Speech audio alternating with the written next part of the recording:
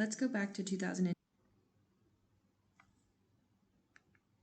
Hello, today we will be talking about a brief history of the Haiti earthquake that occurred in 2010. Let's go back to 2010, a simpler time, when Prince William and Princess Kate got engaged. We first met the Minions, played Angry Birds nonstop, and Lady Gaga wore her iconic meat dress. All of these pop culture moments rocked the world and affected millions of people across the globe. However, scientific exploration tells us that we need to gather information from a variety of sources and perspectives to get a true analysis of a time period. We can't assume that it was all cute yellow guys in denim for the whole year. Let's dive into a more serious event that significantly impacted the lives of thousands and caused political, economic, environmental, and social ripples that were felt across the globe. On January 12, 2010, one of the most destructive natural disasters occurred in world history, changing life as we knew it. This 7.0 magnitude earthquake occurred on the island of Hispaniola, which is now known as the Dominican Republic in Haiti. The earthquake impacted over 3 million people and was centered near the Haitian capital of Port-au-Prince. Multiple severe aftershocks followed the initial quake.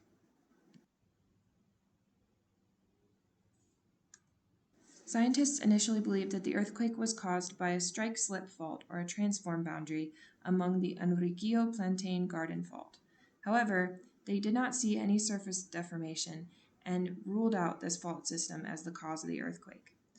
Upon more inspection, they discovered a hidden thrust fault beneath the city of Léogâne. This fault was not able to be observed from the surface, but upon closer inspection, geologists discovered that the earthquake resulted from slippage of rock upward across the plane of fracture of this fault. The 2010 Hispaniola earthquake affected 3 million people. By most estimates, there were 300,000 deaths, and 1 million people were left homeless.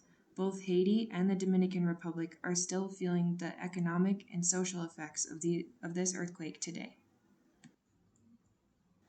A lack of quality infrastructure in building codes before the earthquake meant that thousands of buildings were destroyed in 2010. Homes, hospitals, stores, and churches were left in ruin or without power and essential communication infrastructure. Important religious and political buildings were also affected, including the cathedral that's pictured, the parliamentary building, the National Palace, a prison, and the UN headquarters. This poor infrastructure emphasized the impact of the quake and severely affected the island's ability to respond, recover, and rebuild after the disaster. The destruction of Haiti's national infrastructure also impacted ecosystems and local landscapes. Electricity cables were broken, which caused fires that burned down what little was left of the wooded areas. Earlier deforestation caused weak soil to shift during the earthquake, creating landslides that destroyed many homes in the foothills and mountains. These landslides not only impacted the hundreds of thousands of people in the area, but also the wildlife, farm animals, and domesticated animals that were raised. This severely affected food chains as well as the availability of food sources. Prior to the earthquake, the beaches in Haiti were filled with trash. Following the earthquake, there were tidal waves that hit the coastline and brought all of the trash into the ocean, along with new rubble and debris from the demolished buildings. This harmed ocean wildlife and polluted the waters. The Artibonite River was a main water source for much of the country, and a cholera outbreak raged throughout Haiti after the 2010 earthquake. This was due to an increased use of the water source and an inability to get clean water or sanitation practices. National governments and humanitarian groups from across the world rushed to support Haiti after the quake and provide aid to overwhelmed schools and hospitals, displaced and starving populations, search and rescue efforts, and temporary housing construction.